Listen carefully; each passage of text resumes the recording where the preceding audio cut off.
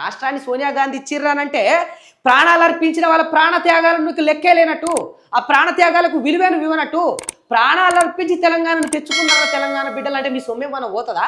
మీ సొమ్మే మనం పోతుందా? కొట్లాడి మన తెలంగాణను మనం తెచ్చుకున్నాంరా అంటే మీ కిరీటం ఏమో నూసిపోతుందా? మన ఆత్మగౌరవం ఎట్లా నిలబడుతుంది? మనం కొట్లాడి తెచ్చుకున్నామంటే నిలబడుతుంది.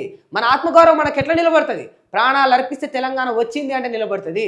కానీ సచ్చిన సావులు లెక్క ఉండే, చేసిన ఉద్యమాలు లెక్క ఉండే, చేసిన పోరాటం లెక్క ఉండదు, ఆడిన ఆట గుర్తుండదు, పాడిన పాట గుర్తుండదు, దీక్షలు గుర్తుండవు, పడిగాపులు గుర్తుండవు, నిద్రలేని రాత్రులు గుర్తుండవు, అవమానాలు గుర్తుండవు, ఇబ్బందులు గుర్తుండవు, జైలు గుర్తుండవు, కేసులు గుర్తుండవు.